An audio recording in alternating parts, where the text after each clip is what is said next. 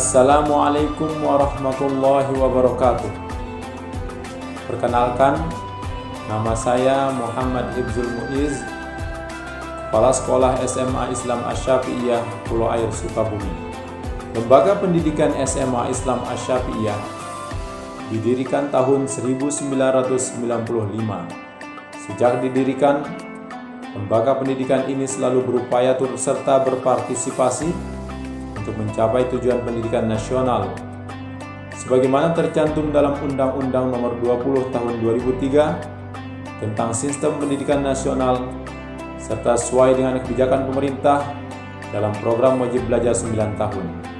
Tujuan pendidikan nasional tersebut adalah untuk mencetak peserta didik menjadi generasi yang bertakwa kepada Allah Subhanahu wa taala, cerdas, jujur, berbudi pekerti yang luhur, berjiwa sosial, memiliki pengetahuan dan keterampilan, sehat jasmani dan rohani, berkepribadian mandiri, serta mempunyai tanggung jawab kemasyarakatan dan kebangsaan. Di samping itu, Lembaga Pendidikan SMA Islam Asy-Syafi'iyah melaksanakan program unggulan di bidang tahfizul Quran, pelajaran umum, olahraga dan seni. Setiap hari peserta didik mendalami berbagai ilmu pengetahuan sesuai dengan program masing-masing dan dilanjutkan dengan menghafal kitab suci Al-Quranul Karim, sehingga banyak peserta didik yang mampu meraih prestasi di bidang pendidikan dan juga hafalan Al-Quran. Visi Sekolah SMA Islam Asy-Syafi'iyah adalah menjadi generasi yang bertakwa, berkarakter, dan unggul dalam prestasi.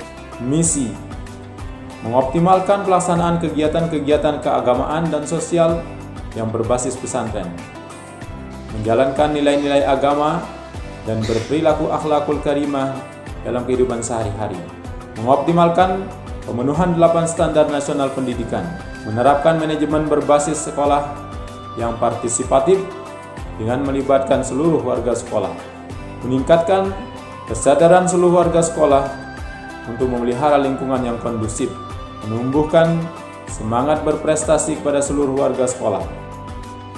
Permasalahan yang selama ini dihadapi di sekolah SMA Islam Asy-Syafi'iyah belum maksimalnya pengawasan kedisiplinan peserta didik dalam mengikuti kegiatan yang ada di sekolah. Solusinya adalah dengan mengadakan peningkatan fungsi pengawasan kedisiplinan di sekolah melalui pembentukan tim tugas kontrol. Tujuan dan indikator keberhasilan untuk meningkatkan pengawasan kedisiplinan peserta didik dalam mengikuti program di sekolah. Indikator keberhasilan: membuat tim kontrol dari Dewan Guru, melakukan piket harian, membuat tata tertib yang baku, pengawasan secara intensif dari tim kontrol, pengabsenan secara rutin, memberikan reward dan punishment.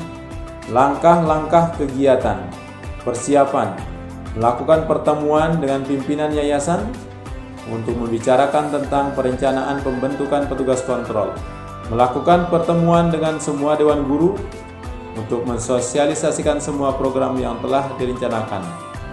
Pelaksanaan: membuat tata tertib yang akan diterapkan di sekolah, mulai membentuk tim kontrol dari dewan guru yang akan bertugas mengawasi semua aktivitas peserta didik dalam mengikuti program di sekolah. Tim kontrol harian yang sudah dibentuk mulai melaksanakan pengawasan terhadap kegiatan yang dilakukan oleh peserta didik di sekolah, melakukan monitoring dengan baik sehingga dipastikan pengawasan terhadap kedisiplinan peserta didik terlaksana sesuai dengan yang direncanakan, mencatat serta menindaklanjuti temuan-temuan yang menyalahi aturan yang berkaitan dengan kedisiplinan, menyiapkan buku absen harian untuk mencatat peserta didik yang masih melakukan pelanggaran dalam hal kedisiplinan.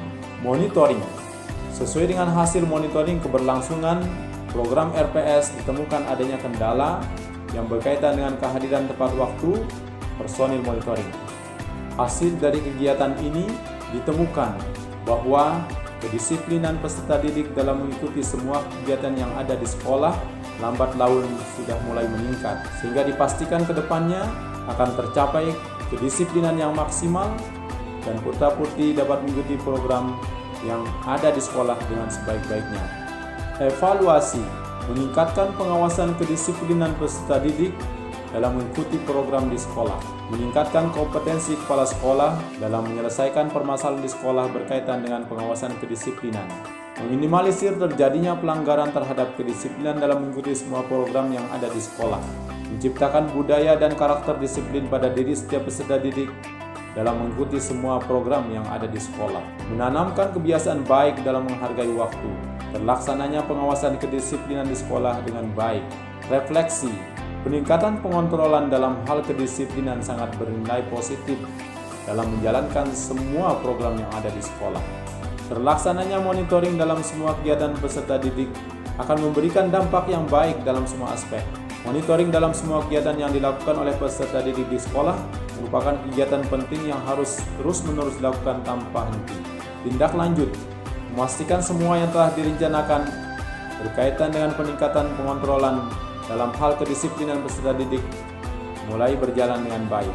Ada beberapa manfaat disiplin yang dilakukan oleh peserta didik di sekolah, diantaranya memberikan rasa aman pada diri peserta didik dan semua warga sekolah, menjadi anak teladan, menjadi anak yang berprestasi, kegiatan belajar mengajar lebih efektif, melatih siswa untuk berketerampilan dalam lingkungan sosial, meningkatkan rasa persatuan dan kebersamaan, memastikan adanya kerjasama yang solid dari semua tim kontrol dalam menjalankan tugas.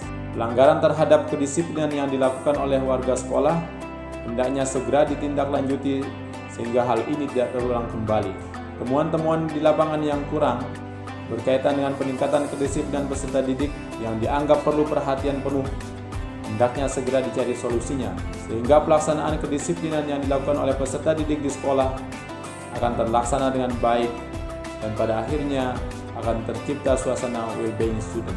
Yang saya dapatkan dari program pengawasan kedisiplinan yang ada di sekolah adalah sebagai berikut. Tumbuhnya kepekaan, tumbuhnya kepedulian, mengajarkan keteraturan, menumbuhkan ketenangan, tumbuhnya rasa percaya diri pada diri saya pribadi. Demikianlah rencana pengembangan sekolah yang akan dilaksanakan di SMA Islam Asy-Syafi'iyah Kuliah Sukabumi.